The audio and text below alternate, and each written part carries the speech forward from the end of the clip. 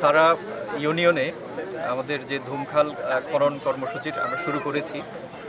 আপনারা জানেন মাননীয় প্রধানমন্ত্রী যে নতুন উদ্যোগ শুরু করেছেন ওনার নির্বাচনী ইশতেহার উপলক্ষে, যে আমাদের খাল খনন কর্মসূচি যাতে জলাবদ্ধতা কমে যায়, নাব্যতা বৃদ্ধি পায় এবং আমাদের যেটা হয় যেখানে নৌপথে আমাদের বাণিজ্য সুবিধা বৃদ্ধি পায় এবং আমাদের যে অর্থনৈতিক কর্মকাণ্ড নৌকেন্দ্রিক, নদী কেন্দ্রিক এবং খাল কেন্দ্রিক যে অর্থনৈতিক কর্মকাণ্ড সেটা বৃদ্ধি পায়, সেই লক্ষ্যেই সরকার কাজ করছে।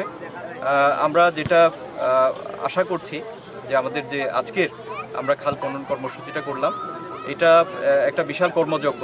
আমাদের 268 জন এই এলাকারই সাধারণ মানুষ এটার সাথে, এই খাল খননের সাথে যুক্ত থাকবে, যাদের একটা কর্মসংস্থানের সুযোগ সৃষ্টি হয়েছে। এবং আমরা যদি এই কাজটা সম্পাদন করতে পারি তাহলে আমাদের এখানে একটা যে জলাশয়টা আছে, খালটা আছে, সেটার চারপাশে আমরা পার বেঁধে দিলে এটা একটা পর্যটনের কেন্দ্র হয়ে উঠবে। পাশে আমরা আশ্রয়নের জন্য যে মাটিটুকু ভরাট করেছিলাম সেটাতেও কিছু আমরা বিনোদনের, যদি আমরা এখানে রাইডস এবং অন্যান্য কিছু রাখি তাহলে এখানে আমাদের যারা স্থানীয় জনসাধারণ আছে তারাও উপকৃত হবে। এই পর্যটন কেন্দ্রটাকে ঘিরে দেখা যাচ্ছে একটা অর্থনৈতিক কর্মচাঞ্চল্য সৃষ্টি হবে।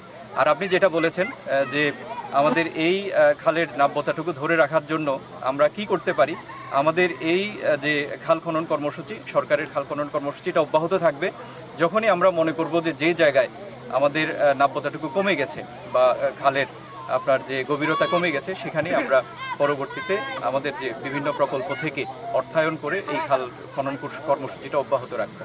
ধন্যবাদ স্যার। আর একটা ছোট প্রশ্ন, এই খনন প্রকল্পের স্থানীয় জনগণের প্রত্যাশা কতটুকু পূরণ হতে পারে, আপনি কি মনে করেন?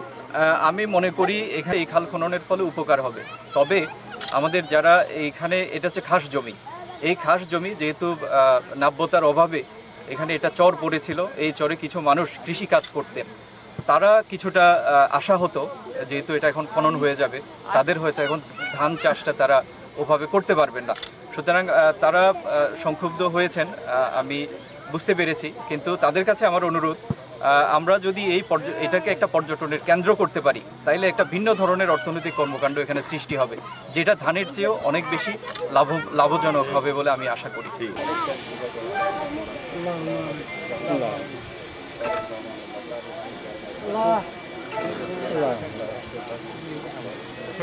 আল্লাহ